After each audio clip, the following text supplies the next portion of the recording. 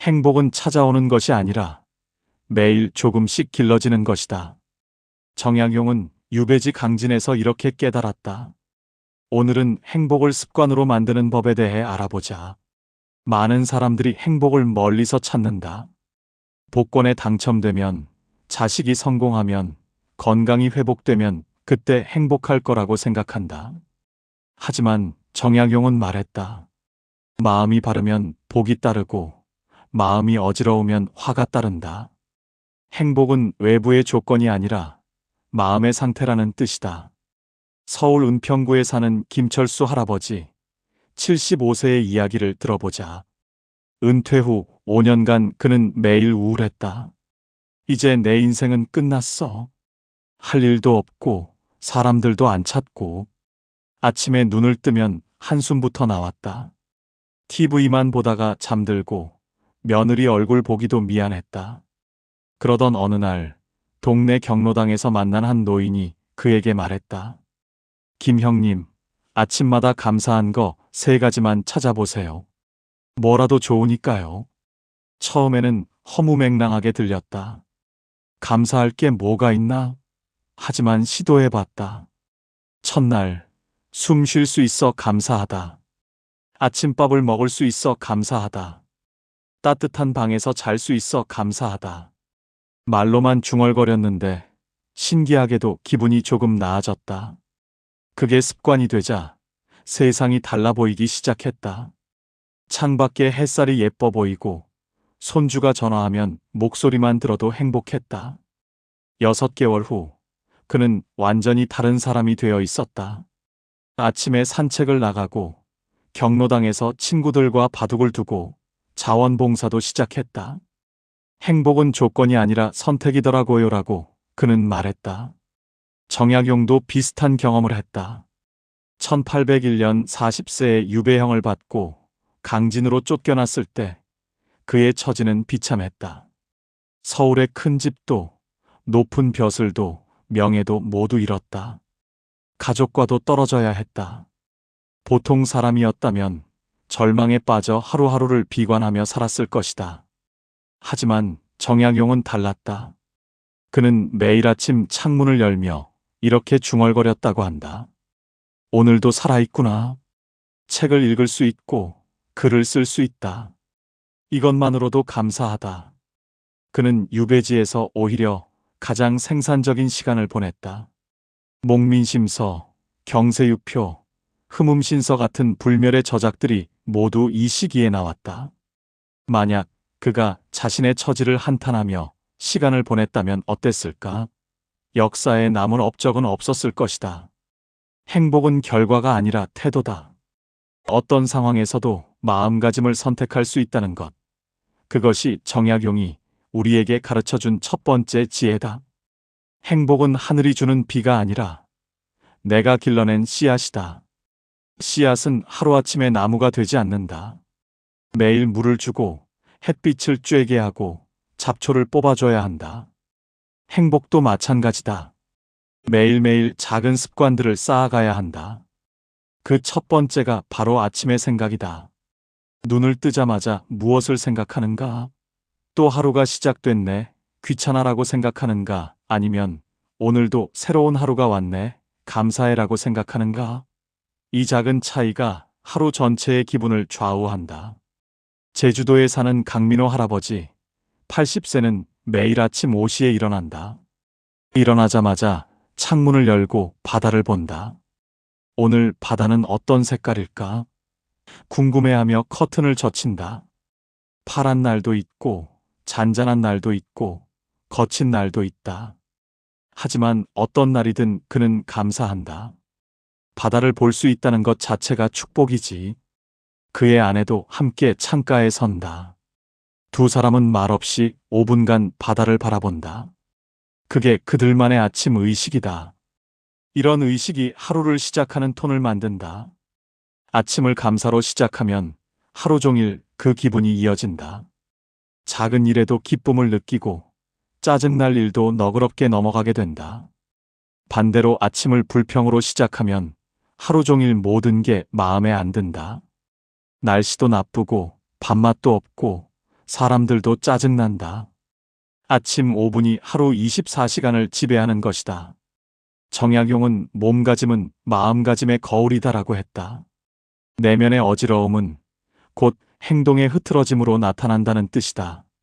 방이 어지러운 사람은 대부분 마음도 어지럽다. 침대를 정리하지 않고 옷을 아무렇게나 던져두고 설거지를 미루는 사람은 생각도 정돈되지 않는다. 반대로 방을 깨끗이 정리하는 사람은 마음도 차분하다. 부산 해운대에 사는 박순자 할머니 71세는 매일 아침 일어나면 제일 먼저 침대를 정리한다. 이불을 개고 베갯니들 가지런히 놓는다. 침대 정리하는데 2분이면 돼요. 근데 그 2분이 하루를 바꿔요. 그녀는 웃으며 말했다. 침대를 정리하고 나면 뭔가 하나를 해냈다는 작은 성취감이 생긴다. 그러면 다음 일도 하고 싶어진다. 설거지도 하고 화분에 물도 주고 현관도 쓸게 된다. 작은 습관 하나가 연쇄 반응을 일으키는 것이다. 마음의 방도 매일 쓸어야 한다. 어제의 걱정, 지난주의 원망, 작년의 후회들이 마음속에 쌓여 있으면 새로운 기쁨이 들어올 자리가 없다. 먼지를 털어낸 거울만이 햇살을 비추듯 마음의 먼지를 털어내야 행복이 비춘다. 잠들기 전 10분, 오늘 하루를 돌아보며 불필요한 감정들을 내려놓는 시간을 가져라. 누군가에게 화가 났다면 그래, 저 사람도 나름의 이유가 있었겠지 하며 이해하려 노력하라. 내가 실수했다면 다음엔 더 잘하면 돼 하며 자신을 용서하라. 이렇게 마음의 방을 매일 쓸다 보면 점점 가벼워진다.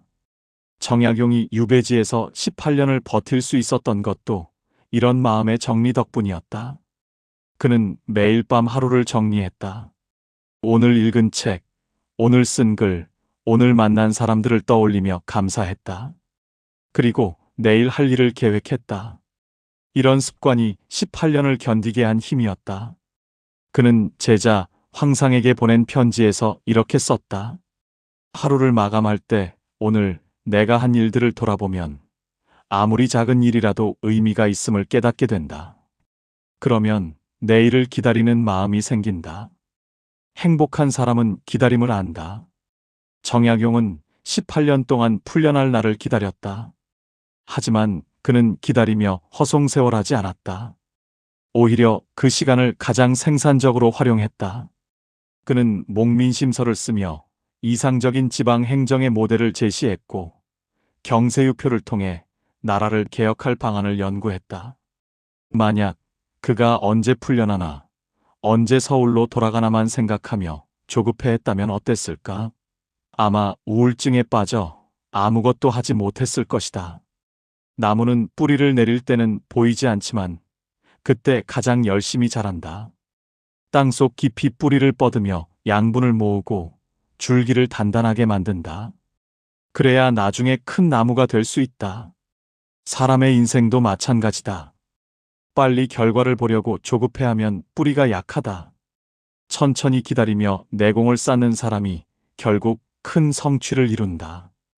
대전에 사는 이영호 할아버지 78세는 70세에 서예를 시작했다. 주변 사람들은 말했다. 이 나이에 뭘 배워요? 이제 와서 서예가가 되겠어요? 하지만 이 할아버지는 개의치 않았다. 서예가가 되려고 하는 게 아니에요. 그냥 붓글씨 쓰는 게 즐거워서요. 매일 1시간씩 연습했다. 처음엔 삐뚤빼뚤했지만 6개월 후엔 제법 글씨가 나왔다. 1년 후엔 동네 문화센터에서 전시회까지 했다. 결과를 바라지 않고 과정을 즐기니까 행복하더라고요. 매일 조금씩 나아지는 게 보이니까 뿌듯해요. 그는 처음 석 달이 가장 힘들었다고 했다. 붓을 잡는 법도 서툴고 먹을 갈 때도 힘이 안 들어가고 글씨는 영 모양이 안 나더라고요. 그만둘까 수십 번 생각했어요. 하지만 포기하지 않았다. 매일 조금씩이라도 연습했다.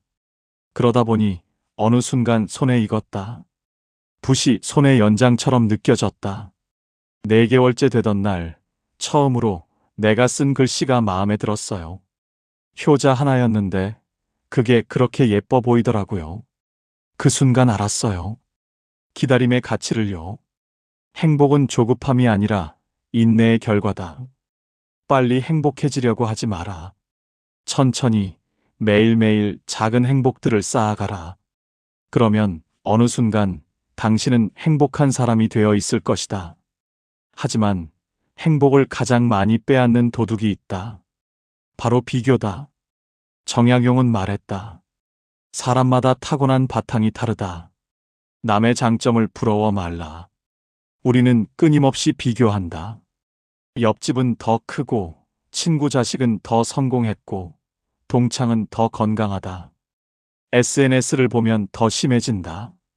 여행 가는 친구, 맛있는 것 먹는 친구, 손주와 행복한 시간을 보내는 친구들의 사진을 보며 우리는 상대적 박탈감을 느낀다. 나는 왜 이렇게 초라할까? 광주에 사는 최명숙 할머니 69세는 비교병에 걸려 있었다. 친구들 모임에 가면 항상 비교했다. 저 친구는 아파트가 크고, 저 친구는 자식이 의사고, 저 친구는 여행을 자주 다니네. 집에 돌아오면 우울했다. 우리 집은 왜 이렇게 작지? 우리 아들은 왜 평범한 직장인일까? 남편에게 화풀이하고 며느리에게 잔소리했다. 가족 관계도 나빠졌다. 그러다 어느 날 상담사의 조언을 들었다. 할머니, 비교 대신 감사를 세어보세요. 남에게 있는 것 말고 내게 있는 것을 세어보세요. 처음엔 별로 없는 것 같았다. 하지만 자세히 들여다보니 많았다. 건강한 몸, 따뜻한 집, 효자 아들, 착한 며느리, 귀여운 손주들. 이것들이 다 감사할 일이구나 깨달았다. 그날부터 비교를 멈췄다. 친구들 모임에서도 남의 자랑을 들으며 부럽다 대신 좋겠다. 나도 내 방식대로 행복하면 되지 생각했다. SNS도 적게 봤다. 남의 삶을 구경하는 시간에 내 삶을 가꾸는 게 낫다고 판단했다. 6개월 후 그녀는 말했다. 비교를 멈추니까 마음이 편해졌어요. 남이 뭘 하든 내 행복과는 상관없더라고요. 남의 꽃을 부러워하기보다 내 화분에 물을 주어라. 남의 정원이 아무리 아름다워도 내 정원이 아니다. 내 화분의 작은 꽃이 나에게는 더 소중하다.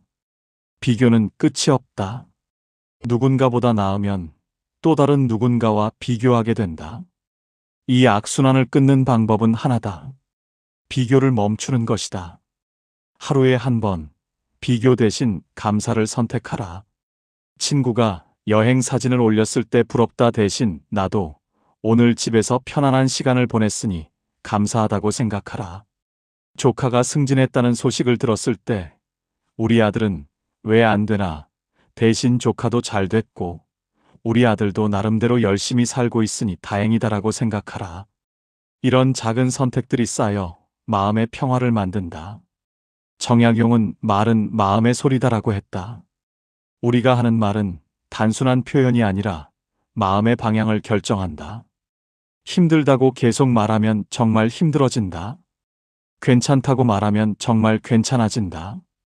말에는 힘이 있다. 부정적인 말은 부정적인 현실을 만들고 긍정적인 말은 긍정적인 현실을 만든다. 인천에 사는 김순덕 할머니 73세는 늘 힘들다고 말했다. 아이고 힘들어. 다리도 아프고 허리도 아프고 머리도 아프고 하루에 수십 번 힘들다는 말을 했다. 그러자 정말 모든 게 힘들었다. 몸도 더 아픈 것 같고 마음도 더 우울했다. 가족들도 피곤해했다. 엄마, 맨날 힘들다고만 하시네요. 상담사가 조언했다. 할머니, 힘들다는 말 대신 다른 말을 해보세요. 괜찮다, 할만하다. 오늘은 좀 낫다 같은 말이요. 처음엔 어색했다. 힘든데 어떻게 괜찮다고 말해? 하지만 억지로라도 말했다. 괜찮아. 오늘은 할만해. 신기하게도 정말 좀 나아지는 것 같았다. 말이 마음을 바꾸고 마음이 몸을 바꾸는 것 같았다. 3개월 후 그녀는 힘들다는 말을 거의 하지 않게 되었다. 대신 괜찮아요, 할만해요라고 말했다. 가족들도 놀랐다. 엄마가 달라지셨어요. 표정도 밝아지고 잔소리도 줄었어요. 말의 습관이 인생을 바꾼 것이다. 혀끝의 말씨가 인생의 향기가 된다. 입에서 나오는 말들이 쌓여 그 사람의 분위기를 만든다. 늘 불평하는 사람은 우울한 기운이 돌고, 늘 감사하는 사람은 밝은 기운이 난다. 오늘 하루 부정어 대신 따뜻한 말을 한마디 더 해보라. 힘들다 대신 할만하다. 짜증난다 대신 괜찮아. 안 좋다 대신 조금씩 나아지고 있어라고 말해보라. 정약용은 천천히 걷되 멈추지 말라고 했다. 느림은 게으름이 아니라 깊이의 시간이다. 현대사회는 빠름을 강요한다. 빨리 성공하고, 빨리 돈을 벌고, 빨리 결과를 내야 한다. 하지만 나이가 들수록 속도보다 중요한 게 있다. 바로 깊이다. 천천히 음미하며 사는 삶, 그것이 진짜 행복이다. 경기도 수원에 사는 노부부, 박영수 할아버지 76세와 김미자 할머니 74세는 매일 저녁 산책을 한다. 30분 정도 동네를 천천히 걷는다. 걸으면서 하루를 이야기하고, 꽃을 보고, 하늘을 본다. 요즘 애들은 다 빨리 걷던데 우리는 천천히 걸어요. 급할 것도 없잖아요. 할아버지가 웃으며 말했다. 산책이 그들에겐 명상이자 대화의 시간이다.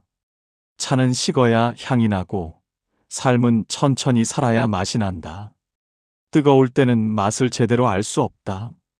식으면서 은은한 향이 올라오고 깊은 맛이 느껴진다. 인생도 마찬가지다. 젊을 때는 빨리 달렸다면 이제는 천천히 음미할 때다.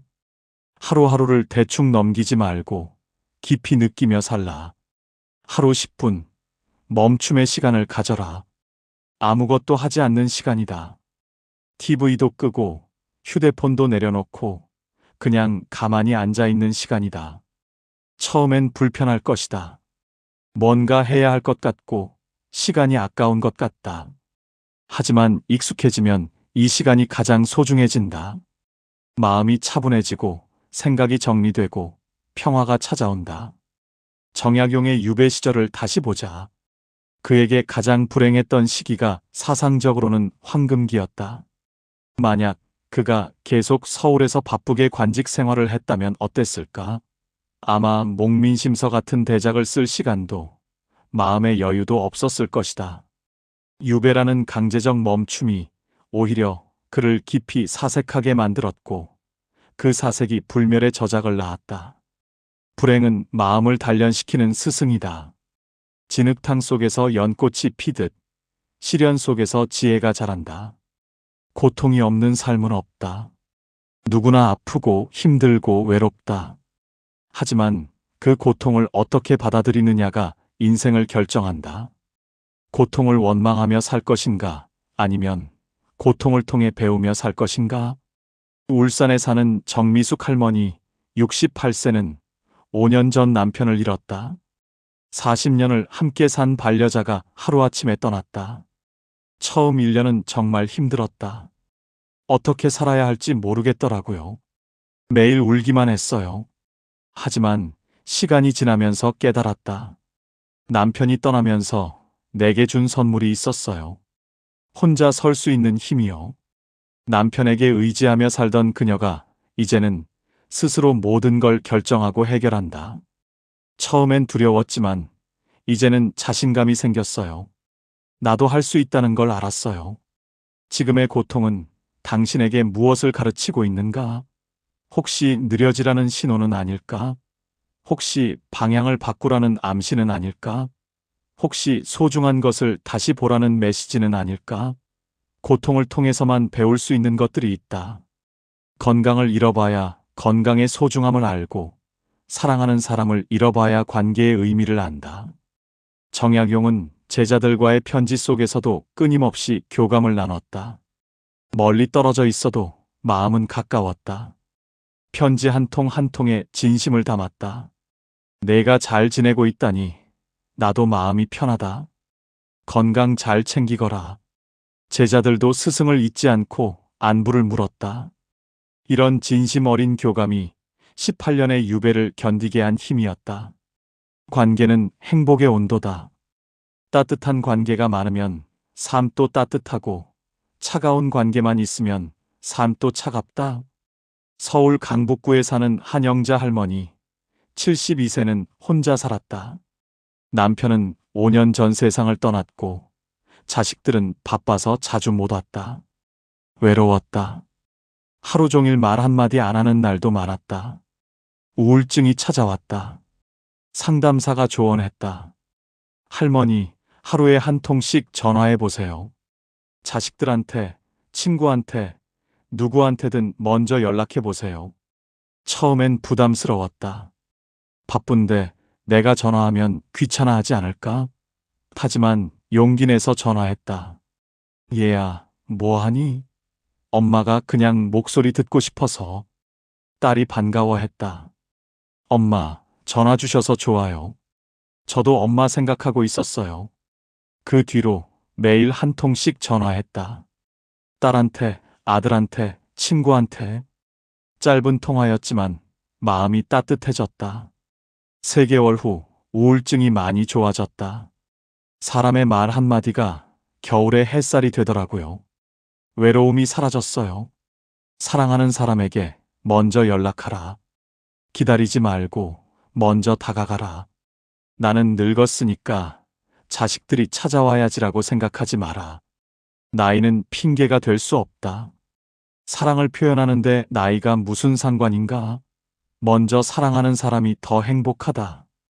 정약용은 작은 복에도 감사하면 큰 복이 따르리라고 했다. 감사는 현실을 바꾸지 않아도 마음을 바꾼다. 같은 상황이라도 감사하는 사람은 행복하고 불평하는 사람은 불행하다. 병상에 누워 있어도 그래도 숨 쉴 수 있어 감사하다고 말하는 사람이 있고, 왜 나만 이렇게 아픈가라고 원망하는 사람이 있다. 어느 쪽이 더 평안할까? 감사는 어둠 속에서도 등불을 켜는 마음의 기술이다. 아무리 어두워도 작은 등불 하나면 길을 찾을 수 있다. 감사도 마찬가지다. 아무리 힘들어도 감사할 일 하나만 찾으면 마음이 밝아진다. 잠들기 전 오늘 감사한 일 3가지를 기록하라. 작은 일도 괜찮다. 오늘 날씨가 좋았다. 맛있는 밥을 먹었다. 손주가 웃었다. 뭐든 좋다. 정약용은 또 자기를 다스릴 줄 모르면 남도 다스릴 수 없다고 했다. 행복은 자기 비판보다 자기 이해에서 시작된다. 많은 사람들이 자신에게 너무 가혹하다. 나는 왜 이렇게 부족할까? 나는 왜 이것밖에 못할까? 나는 왜 이렇게 나약할까? 끊임없이 자신을 비난한다. 마음은 밭과 같아. 자책의 돌을 치워야 꽃이 핀다. 돌밭에는 꽃이 자랄 수 없다. 자책과 비난으로 가득한 마음에는 행복이 자랄 수 없다. 오늘 하루 자신에게 가장 따뜻한 말 한마디를 선물하라. 수고했어. 잘했어. 괜찮아. 이런 말들이 마음의 돌을 치운다. 정약용은 검소함을 강조했다. 사치와 군더더기를 경계하라. 검소함이 곧 덕이다. 행복은 더 많이가 아니라 덜 복잡하게 해서 온다. 나이가 들수록 소유를 줄여야 한다. 집안에 쓸데없는 물건들이 쌓이면 마음도 복잡해진다. 필요 없는 물건을 정리하고 나면 마음의 공간이 생긴다. 삶의 무게는 짐이 아니라 불필요한 꾸러미다. 무거운 건 짐 자체가 아니라 필요 없는 것들이다. 오늘 하나만 내려놓아라. 물건이든 미련이든 후회든 하나씩 내려놓다 보면 점점 가벼워진다. 정약용은 마지막으로 이렇게 말했다.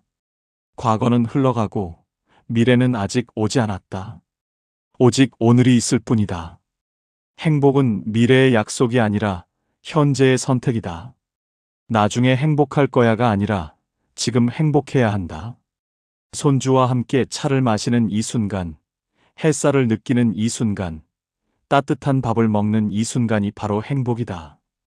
인생은 긴 여행이 아니라 오늘 하루의 작은 발걸음이다. 멀리 보지 말고 오늘 하루만 잘 살라. 오늘 하루를 행복하게 살면 내일도 행복할 것이고 모레도 행복할 것이다. 행복은 결심이 아니라 습관이다. 매일의 마음가짐이 당신의 내일을 만든다. 당신의 하루가 곧 당신의 인생입니다. 행복을 선택하는 마음, 오늘부터 다시 길러보세요. 작은 감사, 따뜻한 말, 느린 걸음, 단순한 생활, 진심 어린 관계들이 모여 행복한 인생을 만듭니다. 정약용처럼 어떤 상황에서도 마음의 평화를 지키는 사람이 되시길 바랍니다. 오늘 이야기가 마음에 남으셨나요? 정약용의 삶이지에는 앞으로도 계속됩니다. 구독과 좋아요로 함께 해주시면 더 깊은 삶의 통찰을 나누어 드리겠습니다. 감사합니다.